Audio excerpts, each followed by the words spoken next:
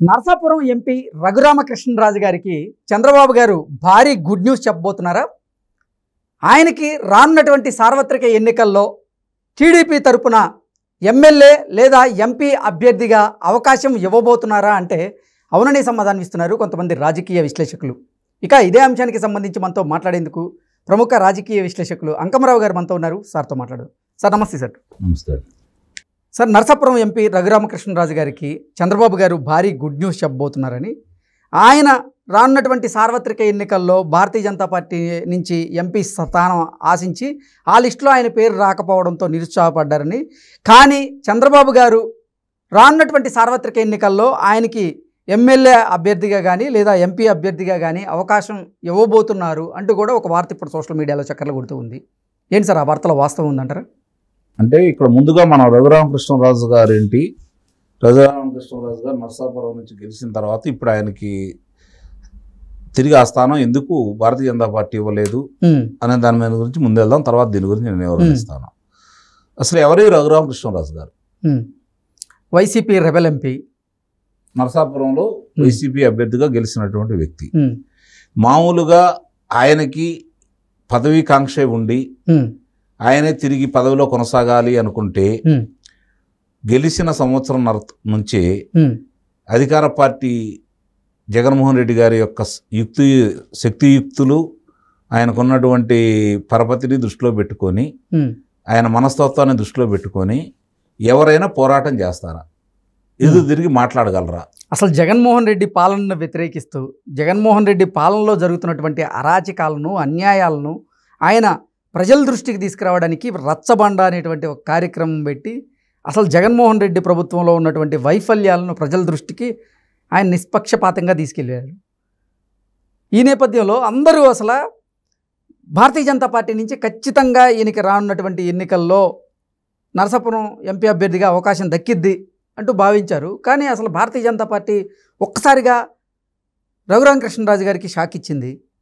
ఈ నేపథ్యంలోనే Bharatiya Janata party seat ఇవ్వకపోయినప్పటికీ TDP అధినేత చంద్రబాబు గారు రానున్నటువంటి సార్వత్రిక ఎన్నికల్లో రఘురామకృష్ణరాజు గారికి ఎమ్మెల్యే అభ్యర్థిగా కానీ లేదంటే ఎంపీ అభ్యర్థిగా కానీ అవకాశం ఇవ్వబోతున్నారు అంటూ వార్త వస్తుంది. సార్, ఇప్పటికే నరసాపురంకి సంబంధించినటువంటి అభ్యర్థిని బీజేపీ వాళ్ళు ప్రకటించడం జరిగింది. ఈ నేపథ్యంలో ఇప్పుడు టీడీపీ, భారతీయ జనతా పార్టీ అలాగే జనసేన పొత్తులో భాగంగా ఆ స్థానం అంటే నరసాపురం స్థానం ఏదైతే ఉందో అది బీజేపీకి వెళ్ళిపోయింది. బీజేపీ అక్కడ వేరే వాళ్ళని అభ్యర్థిగా ప్రకటించింది.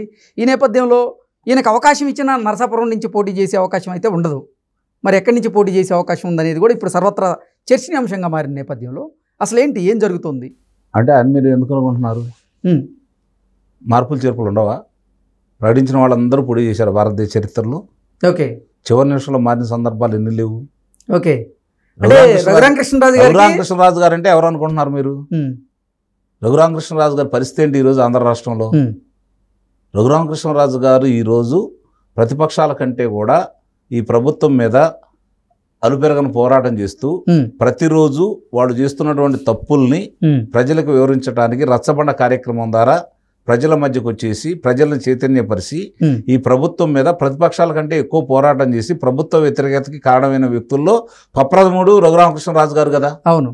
ఈ రోజు ఆయన ఏ స్థానంలో ఎక్కడ ఆంధ్ర రాష్ట్ర పరిస్థితిలో చివరికి కడప నియోజకవర్గంలో కూడా ఆయన కనుక లోక్సభ సభ్యుడిగా పోటీ చేస్తే గెలుపొందే సత్తా ఉన్న ఏకైక వ్యక్తి ఎవరైనా ఉన్నారు అంటే రఘురామకృష్ణరాజు గారు. మరి గెలుపొందే సత్తా ఉన్నప్పుడు భారతీయ జనతా పార్టీకి, భారతీయ జనతా పార్టీ పెద్దలకి రఘురామకృష్ణరాజు గారు అత్యంత సన్నిహితంగా మెలిగే వ్యక్తి.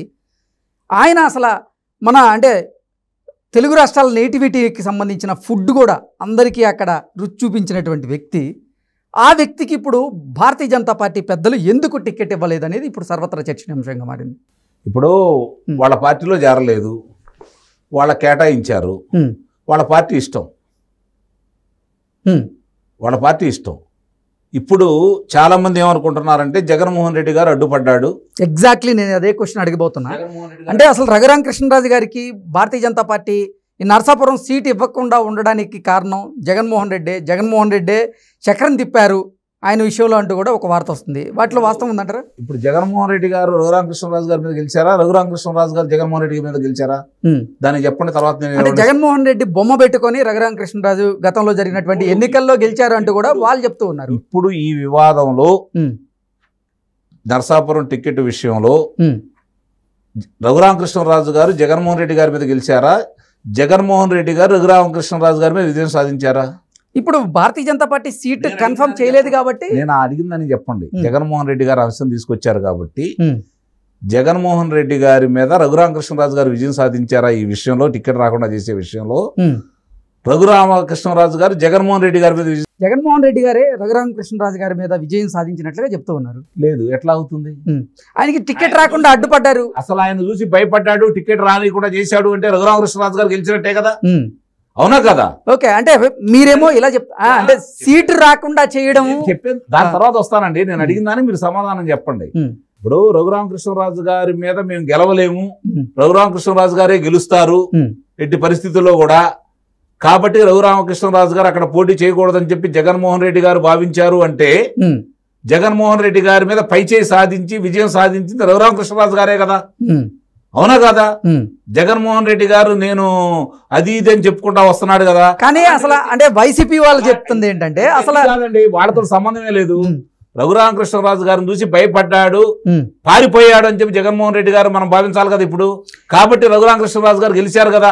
తర్వాత మిగిలిన విషయాలు రాజకీయంగా జీవితం భవిష్యత్తు లేకుండా చేయాలనే వ్యూహాన్ని రచించారు. అందులో భాగంగానే రఘురామకృష్ణరాజు గారికి జగన్మోహన్ రెడ్డి గారు చెక్ పెట్టారు అంటూ కూడా కొన్ని వార్తలు వస్తాయి. అది జగన్మోహన్ రెడ్డి గారి వల్ల కాదు, ఆయన ఆలోచించే విధానము కాదు. ఇందుకే నేను చెప్పాను, జగన్మోహన్ రెడ్డి గారి మీద ఈ రోజు ఆయన వెళ్ళి కడప లోక్సభ నియోజకవర్గంలో కూటమి అభ్యర్థిగా పోటీ చేసినా కూడా గెలిచే సత్తా ఉన్న వ్యక్తి ఈ రోజు ఆంధ్ర రాష్ట్రంలో రఘురామకృష్ణరాజు గారు.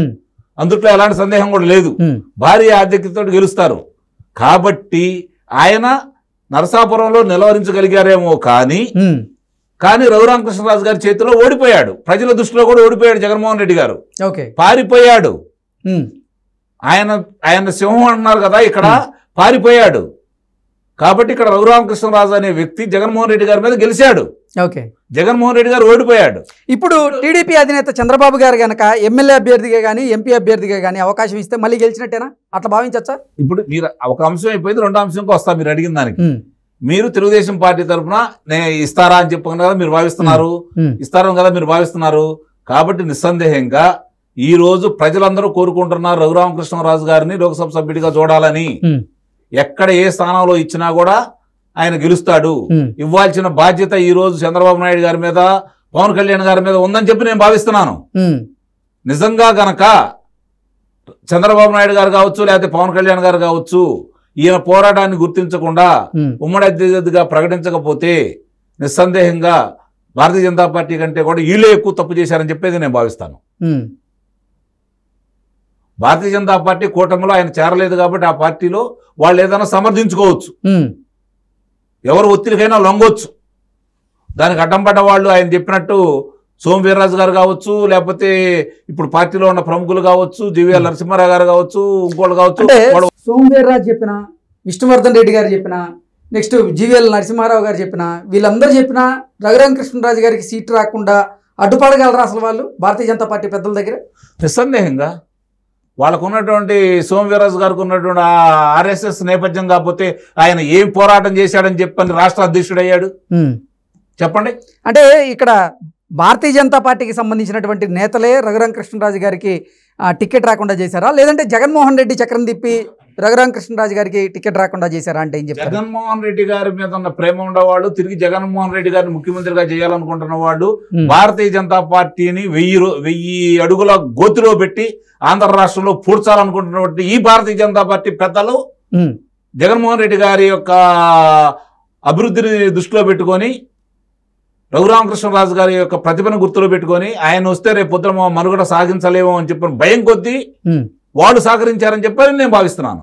ఓకే, రఘురామకృష్ణరాజు గారికి ఇప్పుడు టీడీపీ ఎక్కడ అవకాశం ఇచ్చారు? ఎక్కడ ఇచ్చినా గెలుస్తారు, ఎక్కడ ఒకసారి ఇస్తారు, అందుట్లో అనుమానమే లేదు. ఓకే, అది శాసనసభ్యుడు అనేది మీరు అంటున్నారు, లేదు లోక్సభ సభ్యుడుగానే ఆయన గెలుస్తారు. నా సొంత అభిప్రాయం అయితే